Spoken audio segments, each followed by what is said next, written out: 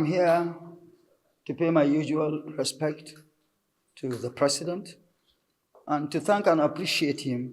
Wakilijo madalisaru ndotti'en, Senator Ahmad Wadada, ewni dow ummatore lesdi Nigeria mbawa ɓaawo ardiɗo lesdi Bola Ahmed Tinubu dalila kuuɗe kimminide ɗe o huwanta lesdi hawtade be wurtingo taskaraji ballitoji ngendam ummatore. Wadada waɗi ewnandu man on ha fadorde lesdi wato Asorok Villa ɓaawo gidal be Tinubu. Wadada laatiɗo wakilijo ha madalisaru ndotti'en mo wakilti hirna diwal Nasarawa wi be kuuɗe ɗe Tinubu ɗo huwana lesdi ɗo jotta wala mo do'ata mo ha cubol hitande 2027. O ɓesdi wi'ugo ɓiɓɓe jam'iyaji lundanke'en tefoɓe korowal Tinubu andina ɗume on kesum ɓe ngaɗanta ummatore. Look at each and every one of them. Who stands to do anything better than what Asiwaju Bola Ahmed Tinubu's administration is doing? To wodi tefo ardango lesdi Nigeria nder maɓɓe o wurta ɓaawo hitande 2027 ngam hakkunde jotta be hitande 2031 ko moye fu wi'a ko yiɗi amma hunde woore korowal ngal ɓe tefata ngal Tinubu ɗo jooɗi dow maagal.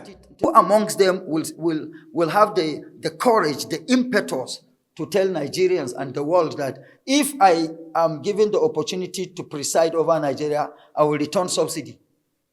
Moye on nder maɓɓe mo marata ɓernde andingo ummatore lesdi Nigeria be duniya fuu dow to o suɓama dow korowal ardungal lesdi ɗo o wartiran wallinde dow nebbam petur jam. Neɗɗo on wurta yecca en dow to o heɓi bososel ardungal lesdi ɗo woodi ko waɗata feere dow ko Tinubu waɗi dow ko laarani lumo sanji ceede ha Nigeria to luuti ko Tinubu waɗi jotta.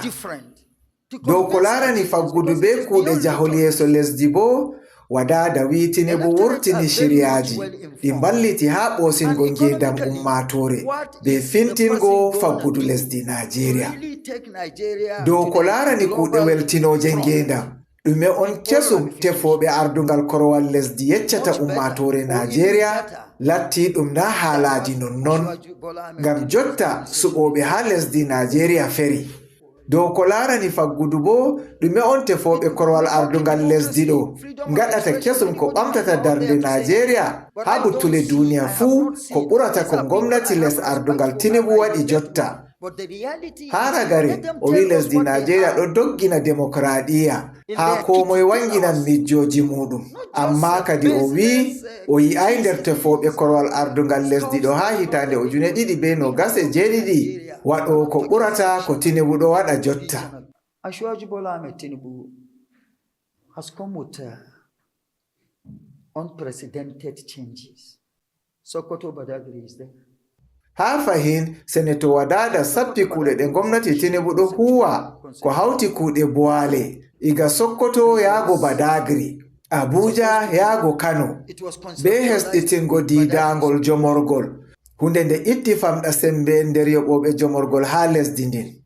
The law has provided soko for the less privileged.